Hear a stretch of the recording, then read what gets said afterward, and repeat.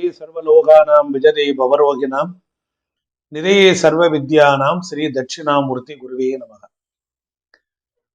வீட்டில் மகாலட்சுமி நிரந்தரமாக தங்குவதற்கு என்ன செய்ய வேண்டும்? மகாலட்சுமி அப்படின்னா நமக்கு ஐஸ்வர்யம், லட்சுமி கடாட்சம், பணம், செல்வாக்கு. குடியிருக்கிறதுக்கு நல்ல வீடு வேணும், வீட்டில் நல்ல மங்களகரமான பொருட்கள் வேண்டும், நல்ல ஆரோக்கியமான உணவு, நல்ல உடை, வீடு, வாகனங்கள், அதுபோல் நோய் இல்லாத வாழ்க்கை, பிரச்சனைகள் இல்லாத தொழில், குழந்தைகள் கல்வியில சிறப்பு. அப்ப செல்வம் என்பது பல வகையா இருக்கு. அப்போ மகாலட்சுமியை எதை குறிக்குது அப்படின்னா சுகமாக, நலமாக, வளமாக வாழ்வதற்கு. அப்ப நிம்மதியான ஒரு வாழ்க்கை வாழணும் அப்படின்னா அதுக்கு மகாலட்சுமி தான் அர்த்தம். இப்போ நமக்கு கிடைச்சிருக்கக்கூடிய செல்வத்தை சரியா பயன்படுத்தணும். நம்பர் 1, ஒரு வீட்டை பூட்டிட்டு எங்கேயாவது ஒரு ஃபங்க்ஷனுக்கு நீங்க போறீங்க. போகும் பொழுது வெறும் வீட்டை பூட்டக்கூடாது. அந்த வீட்டுக்குள்ள பொருள் இருக்கும்.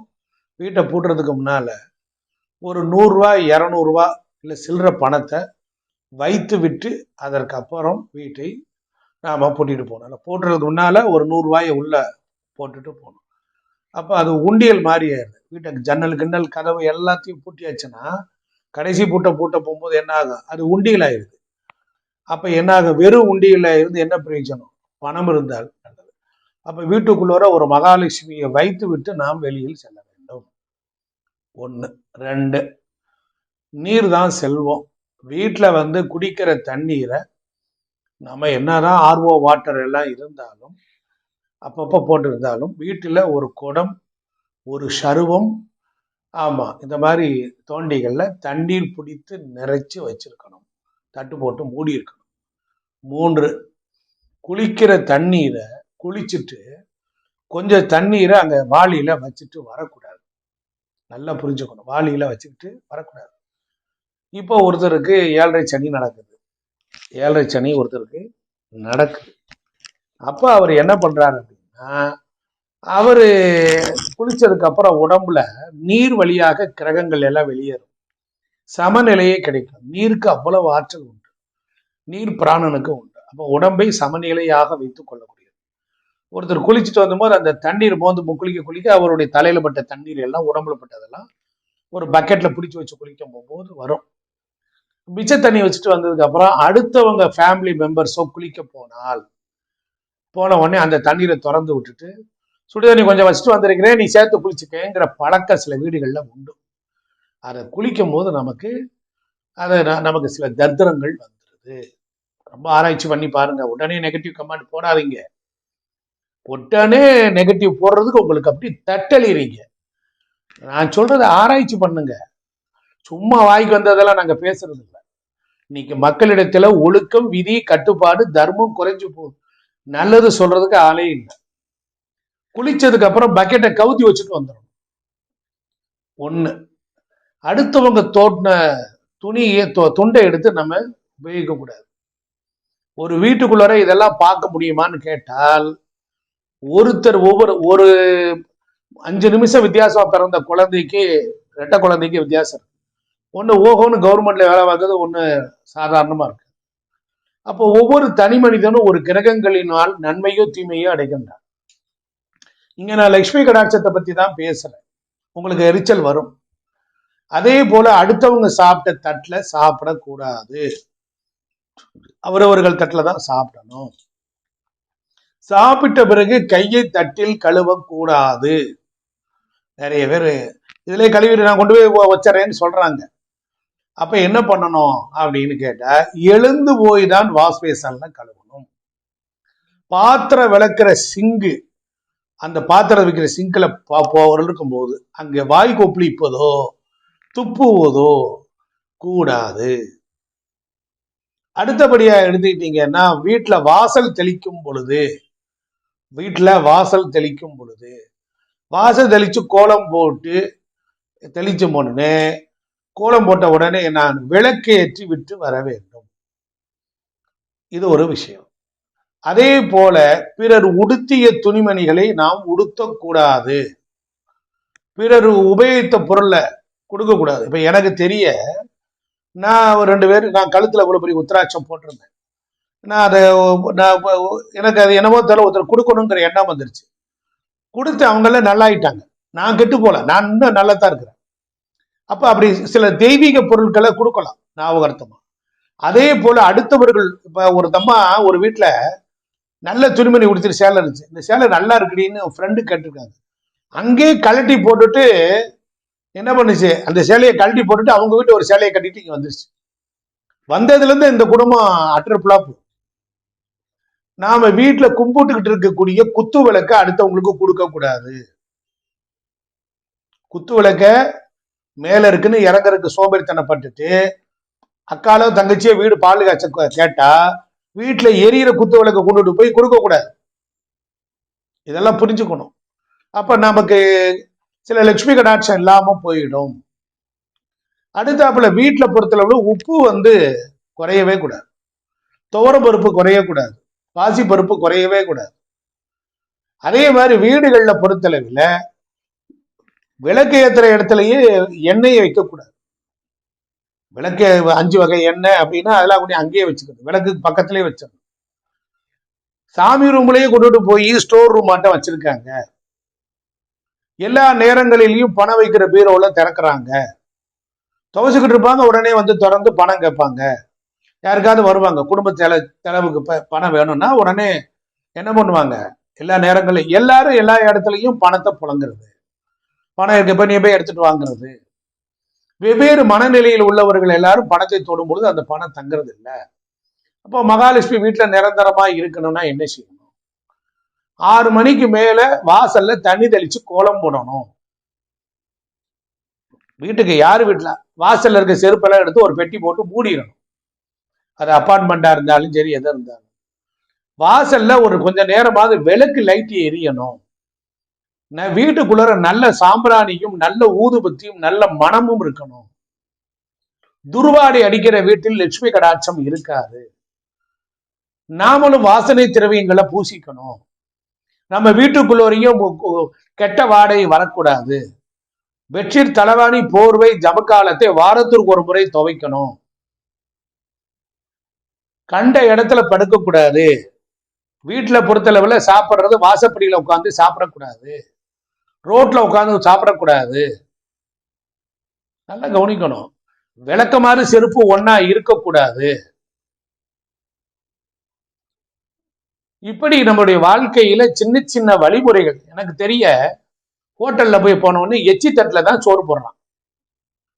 ஒரு தோசை 80 ரூபா போடுறான், அந்த பிளாஸ்டிக் தட்டிலே கொடுக்குறான். நாமளும் டீசென்ட்ங்கிற பேர்ல வெக்கம் இல்லாம அந்த 10-100 பேர் லட்சக்கணக்கான பேர் சாப்பிட்டு சேர்ந்தது சுத்தமா கழுவிடுறான்னு. எச்சிதான். நம்ம வீட்டுல அக்கா சாப்பிட்ட தட்டுல நம்ம தங்கச்சி சாப்பிட மாட்டா, தாத்தா சாப்பிட்ட தட்டுல பேரை சாப்பிட மாட்டேங்கிறான். தாத்தா நக்கி நக்கி திம்பாரு, எச்சி ஐயோன்னு ஓமற்றேம்மா. அப்படி இருக்குது. எவனோ நோய் வந்தவன், பெருநோய் வந்தவன், தரித்திரம் பிடிச்சவன், பீடை பிடிச்சவன், யார் உத்தமன் எவன் கெட்டவன் யாருக்கு யார் தெரியும்? ஹோட்டல்ல போனா இலை போட்டு சாப்பிடணும்னு கேட்கணும். இல்லைன்னா அந்த மாதிரி கடையை நம்ம அவாய்ட் பண்ணிடும். யாரையும் திருத்துவது நம்முடைய நோக்கம் இல்லை. இப்படி நம்முடைய வாழ்வில லட்சுமி கடாட்சம் இருக்கணும். பாத்ரூம் டாய்லெட் போயிட்டு வந்ததுக்கு அப்புறம் அந்த பிறப்பு உறுப்புகளையும் சுத்தப்படுத்தணும், வாயு சுத்தப்படுத்தணும், கைகால்கள் நல்லா அலம்பிடணும். அதே போல நம்ம வீடுகள்ல குழாய தண்ணி திறந்தா சொட்டு சொட்டா வடியக்கூடாது. ரொம்ப கவனமா இருக்கணும். அதே போல உடைந்த கண்ணாடிகள், உடைந்து போனது, ஓடாத கடிகாரங்கள், இது எல்லாமே நம்ம வீடுகள்ல சரி செய்யணும்.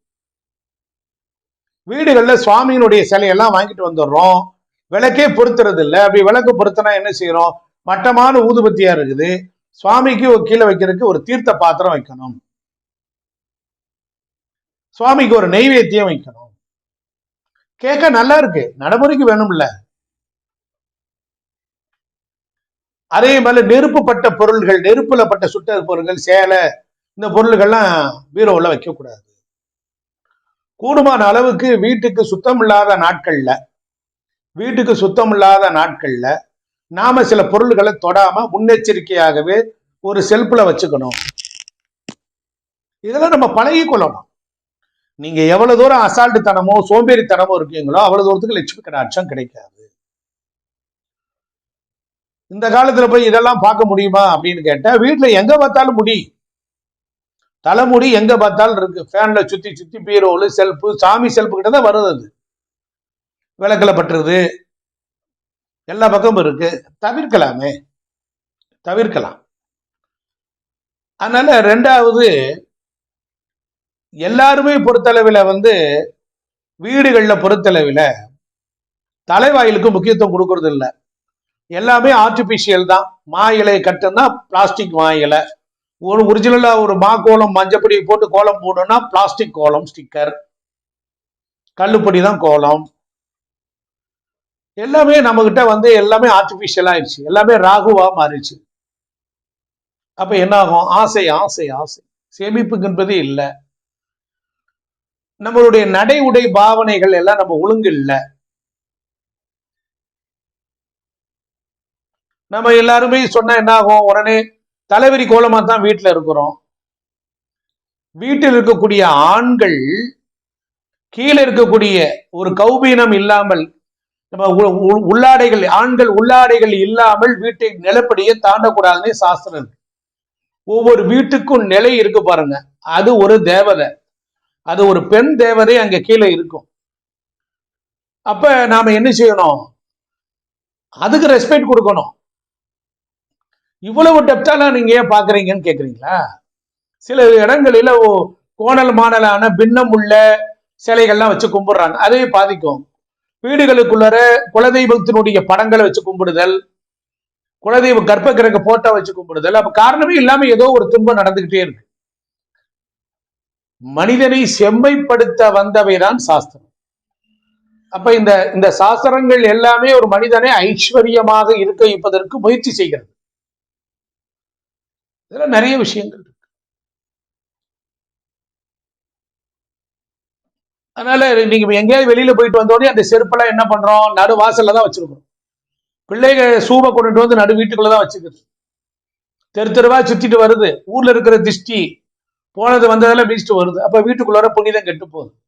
தலைவாசல்ல யாருமே சுத்தமா வச்சுக்கிறது இல்லை. தலைவாயில அந்த மாவிளை தோரணம் பழசு கிடக்குது, கதவு அழுக்கா இருக்குது, கதவு பூட்டியே கிடக்கு, கதவு திறக்க மாட்டேங்குது. வெளியில கிடக்கிற பொருள்லாம் வீட்டுக்குள்ள கொண்டு வந்துடுறோம். வீட்டுக்கு வாசலுக்கு முன்னால அமங்கலமான பொருட்கள் இருத்தல், எப்படி லட்சுமி கடாட்சம் கிடைக்கும்? விளக்கு மாலையில விளக்கு போட்டதுக்கு அப்புறம் கொஞ்ச நேரம் டிவி எல்லாம் ஆஃப் பண்ணிட்டு சுவாமி படத்துக்கு முன்னால இருந்து சில ஸ்தோத்திரங்கள் பாராயணங்கள் பண்ணணும். ஒரு லட்சுமி சகசரநாமம், லலிதா சகசரநாமம் பாராயணம், திவ்ய மங்களமான மங்கள வாத்தியங்களை போடலாம். அப்ப நீங்க பூஜைக்கு கொண்டுட்டு வந்து வீடுகள்ல சுத்தமா வச்சுக்கணும். தட்டுமுட்டு ஜாமான் நிறைய இருக்கு. அப்ப அந்த பொருள்கள்லாம் குறைக்கணும். மாடிப்படி ஏறுற இடத்துலதான் குப்பை பட்டியை வைக்கிறீங்க, குப்பைகள்லாம் வச்சுக்கிறீங்க. வீட்டுக்கு முன்னாலதான் நாயை கட்டிக்கிறீங்க, நாய் போய் இருக்குது. இப்படி நாம் முன்னேறுவதற்கு தடையாக ஆயிரக்கணக்கான விஷயங்கள் இருக்கு. இதெல்லாம் ஒரே நேரம் சொல்ல முடியாது. நம்ம வீட்டுக்கு திஷ்டி சுத்தி போடுறதே கிடையாது. திஷ்டி சுத்தி போடணும். வீட்டுல யாருமே கோயில்ல கொடுக்கக்கூடிய மங்களகரமான பொருட்களை ஒரு விபூதியோ குங்குமமோ வைக்கிறது இல்லை. எல்லாமே ஸ்டிக்கர் போட்டு தான் வைக்கிறோம். நம்ம உடம்புல எப்படி தெய்வீகத்தை ஆட் பண்ணிக்கிறது? சுவாமி படத்தை துடைக்கணும். குத்து விளக்கு எண்ணெய் எடுத்துட்டீங்கன்னா பச்சை கலர்ல கிடக்கு.